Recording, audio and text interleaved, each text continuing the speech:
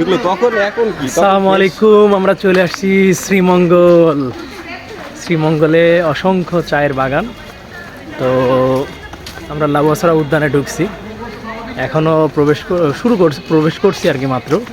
তো ভিতরের যে পরিবেশ পরিস্থিতি এগুলো আমরা সব দেখবো ইনশাল্লাহ, এবং আপনাদেরকেও দেখাবো।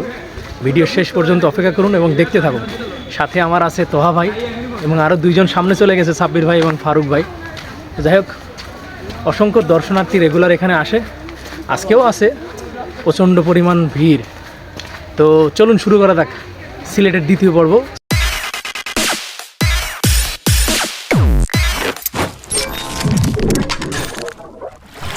সিলেটে আসবো আর লাউয়াছড়া জাতীয় উদ্যানে আসবো না, সেটা আসলে কেমন একটা হয়ে যায়। তো পূর্ব থেকে প্ল্যান ছিল আমাদের লাউয়াছড়া উদ্যানে আমরা যাব ইনশাআল্লাহ।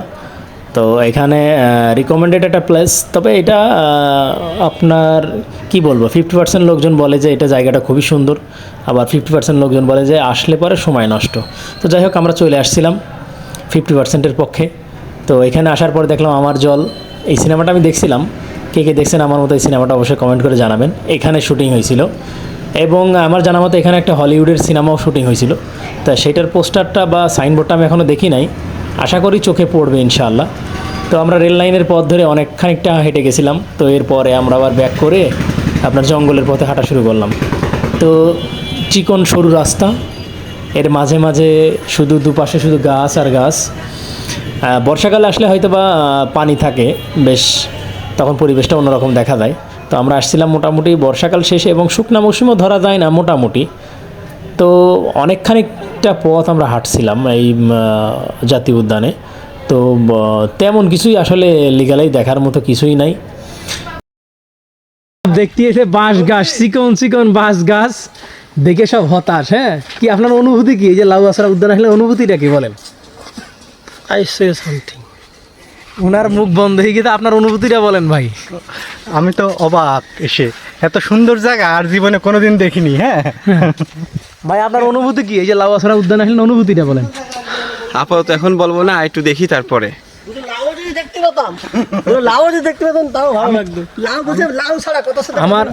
আমার তো মনে হচ্ছে লাউয়াছড়া উদ্যান মানে লাউ গাছ অনেক আছে, আমি এই ভেবে আসছিলাম।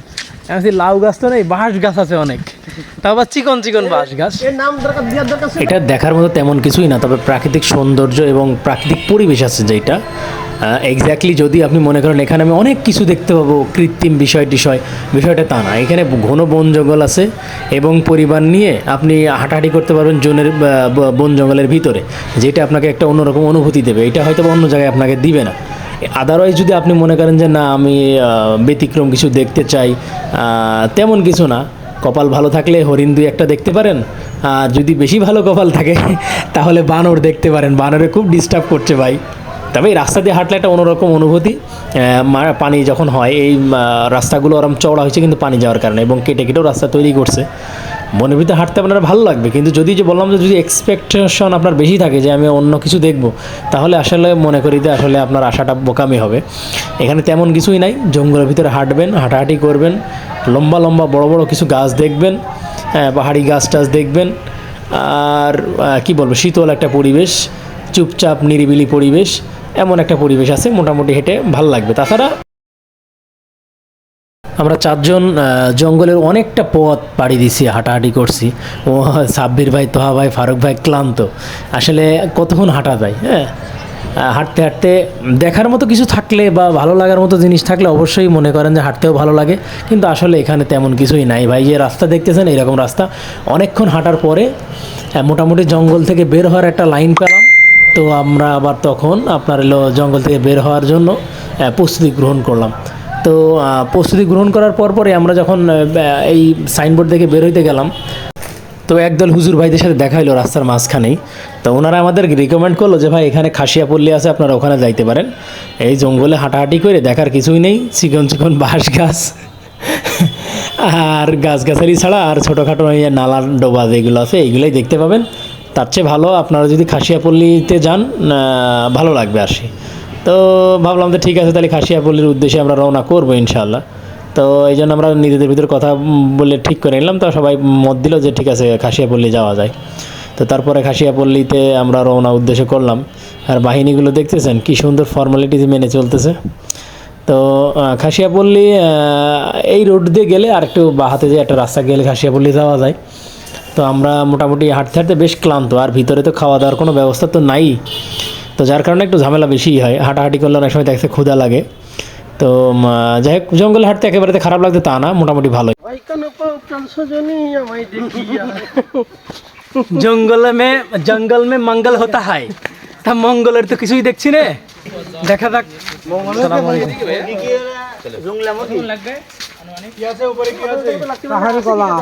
খাসিয়াপল্লীর উদ্দেশ্যে রওনা করছি আমরা। কিছু কিছু জায়গা আছে এমন ঢালু যে আসলে নামাটা রিক্স এবং ব্যালেন্স রাখাটাও রিক্স। এখানে মনে হচ্ছে জীবন ব্যবস্থা আসলে যারা থাকে তারা অভ্যস্ত।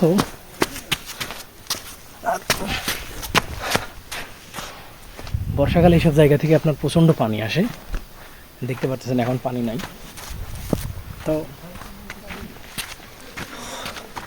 আমরা মনে হয় খাসিয়াপল্লীর কাছাকাছি চলে আসছি হয়তোবা। এখানে একটা গেট মতো আছে, যদিও কিছু লেখা নাই। এই যে বর্ষাকালে আসলে এই দিকতে প্রচণ্ড পরিমাণ পানি আসে, দেখে বোঝা যাইতেছে। কম বেশি মোটামুটি আধা ঘন্টা আরও হাঁটাহাঁটির পরে আমরা চলে আসলাম সেই কাঙ্ক্ষিত জায়গায়, খাসিয়াপল্লীতে। তো আমাদের উঠতে নাজেহাল অবস্থা। আর পিচ্চি পোলাপানদের দেখেন, মানে মোটামুটি কারেন্টের গতিতে তারা এই জায়গাগুলো উঠতেছে। আসলে এগুলো আসলে রেগুলাররা করে, তো অভ্যস্ত হয়ে গেছে, এটা কোনো ব্যাপার না। আমরা সমতলে চলি, যার কারণে আসলে আমাদের জন্য একটু কষ্ট। তো যাই হোক, দেখলাম যে এখানে সময় পাস না করে জায়গায় যাই যেখানে আমরা মূল ফোকাস আমাদের। গ্রামের ভিতরে ঢুকে গেছি আমরা, খাসিয়াপল্লী যে গ্রাম, সেই গ্রামের ভিতরে ঢুকে পড়ছি। মাঝে মাঝে দেখি যে আপনার হলো বেশি যে ঢালু বা কঠিন জায়গা, সেখানে সিঁড়ি বা ওনারা বাঁশ দিয়ে সিস্টেম করে নিচে যাতে উঠতে আমাদের একটু কষ্ট কম হয়। আসলে পাহাড়ি রাস্তা তো আসা যাওয়া, আমরা যাই প্রথম দিন যাচ্ছি, আমাদের কষ্টটা হয় স্বাভাবিক। আর ওনারা রেগুলার করে তো আমাদের কাছে তেমন একটা মনে হয় না, কিন্তু তারপরও দিন শেষে পরিশ্রম তো পরিশ্রমই। ওনাদের বাসায় যাওয়া আসা, বাজারঘাটে যাওয়া আসা, এই সব মিলিয়ে মোটামুটি ভালো একটা কষ্ট ওনাদের। তো আমরা চলে আসলাম এই যে মেন ফোকাস, এই সেই খাসিয়াপল্লী। তো এখানে জনবসতি যে অনেক আছে তা না, মোটামুটি অল্প কিছু কয়েকটা পরিবার আছে। তো মোটামুটি বাড়ি ঘর দুয়ার এবং আশেপাশে ফুল গাছটা সেটা ওটা দিয়ে মোটামুটি সুন্দর একটা পরিবেশ করছে বাগানের জঙ্গলের ভিতরেই।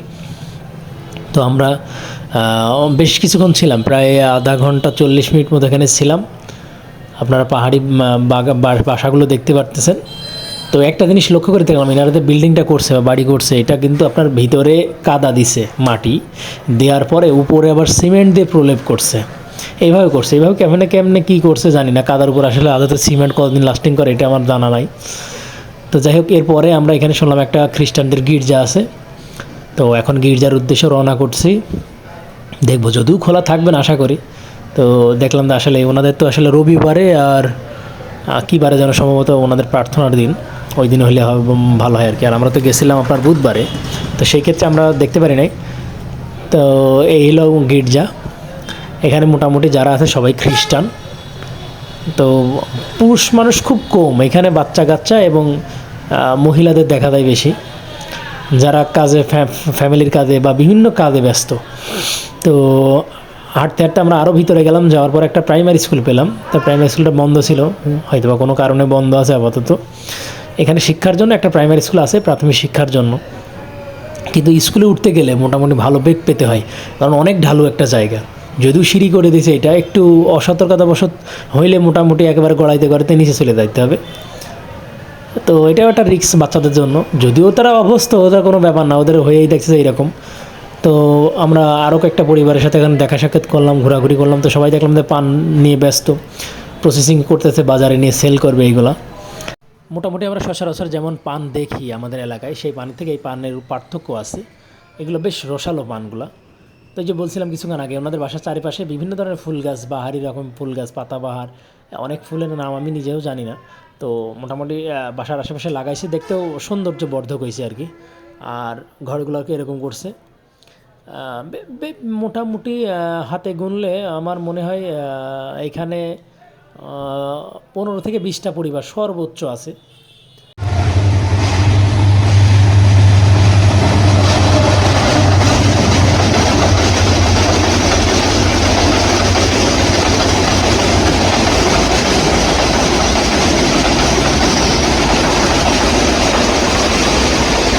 তো লাউয়াছড়া উদ্যানের মাঝামাঝি একটা ট্রেন লাইনও গেছে, যেটা আপনারা ভিডিওয় দেখলেন। এই ট্রেন লাইনটা ওই যখন ওই যে শুটিং স্পটটা দেখেছি তখনও দেখতে পারছিলেন। তো ট্রেন গেল সেটাও দেখে নিলাম। তো ওই যে বলতেছিলাম যে আপনার হলো হলিউডের একটা মুভি হয়েছিল, সেটা হলো এই movie around the world in 80 days. তো এই মুভির কথা বলছিলাম যে এটা আমি দেখছিলাম অবশ্য নেটে, যে এখানে হলিউডের একটা মুভি শুটিং হয়েছিল, বেশ আগের ঘটনা। তো যাই হোক, মোটামুটি আমরা দেখে শেষ করলাম, কম বেশি সম্পূর্ণ ঘুরছি বিষয়টা তা না। এবং লাউয়াছড়া উদ্যানে ঢুকতেই আপনার একটা মসজিদ দেখতে পাবেন এখানে। খাসিয়াপল্লী গেছিলাম, তো ওখানে দেখার পরে দেখার তেমন কিছু নাই বললেই চলে, আপনারা দেখছেন ভিডিওতে। তো একটা জিনিস উপলব্ধি করলাম, মানুষ পানির জন্য অনেক কষ্ট করে, বিশেষ করে ওনারা ওখানে পানি সংগ্রহ করতে তাদের বেশ খানিকটা পথ যেতে হয়। এবং ওখানকার মেয়েরা অনেক পরিশ্রমী। কেমন পরিশ্রমী? সংসারের কাজের পাশাপাশি ওনাদের মোটামুটি পান চাষটা করে ওনারা, এছাড়া কলা চাষও করে। তো দেখলাম যে অধিকাংশ কাজগুলোই মেয়েরা করতেছে, এবং পানি আনা নেওয়াও এটা মেয়েরা করতেছে। এখানে একজনের সাথে কথা বললাম, চাচার সাথে, বয়স্ক লোক, ভিডিওতে দেখছেন, উনি বেত গাছ থেকে কাঁচা বেত সংগ্রহ করতেছিল। তো উনি বলল যে পুরুষরা মোটামুটি কম বেশি বাইরে কাজ করে, এবং বাসা এবং বাইরে দুই জায়গায় কাজ করে মেয়েরা অনেক, এবং সবচেয়ে বেশি কষ্ট তাদের পানি সংগ্রহ করা। হওয়াটাই স্বাভাবিক। আমরা সিম্পল হাঁটতেছি তাই অনেক কষ্ট হইতেছে, আর ওনারা কন্টিনিউ এই পানিটা সংগ্রহ করে, এবং তারা রাখে এক জায়গায় জমা রাখে, প্লাস্টিকের ড্রাম। শেষ হলে পানি আনাটাই সবচেয়ে বড় কষ্ট। তো আলহামদুলিল্লাহ আমরা যে জায়গায় বসবাস করি, আল্লাহ তাআলা অনেক সহজে পানি পাই আমরা, এটা অনেক বড়। আর পানি তো অনেক বড় নিয়ামত আল্লাহর, আলহামদুলিল্লাহ আলহামদুলিল্লাহ। তো লাউয়াছড়া উদ্যান দেখা শেষ না, আমরা মোটামুটি 1-1.5 ঘন্টার মতো এখানে হাঁটাহাঁটি করলাম। এখন এখান থেকে বের হব, সামনে শ্রীমঙ্গলে যে চার বাগানগুলো আছে ওখানে ভিজিট করব। তো চলুন চা বাগানের উদ্দেশ্যে রওনা করি।